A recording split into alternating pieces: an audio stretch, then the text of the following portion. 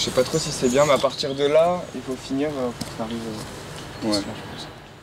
Avant, il réparait des ordinateurs, mais depuis 2 ans, Johan a complètement changé de voie pour une activité au plus proche de la nature. Aujourd'hui, il s'occupe de la construction d'un mur, et l'enjeu n'est pas qu'esthétique. Donc avant, il y avait juste 2 pierres, et ici, il y avait un petit renfoncement, puis ça remontait sur la planche principale. Ici, c'est la planche des chênes.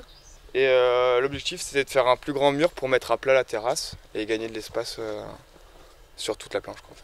À peine plus loin, un marteau et un pied de biche suffisent pour fabriquer des supports de culture.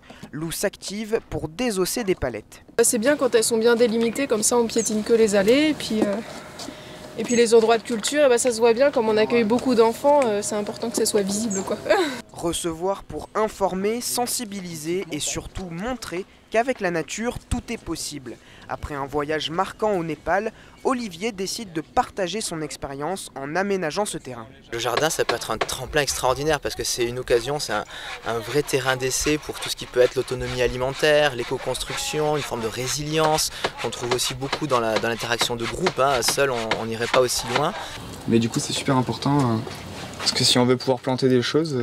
Chacun s'investit et tous récoltent les fruits de leur travail, mais sur cette surface d'1 hectare, il reste encore beaucoup à faire. C'est bon.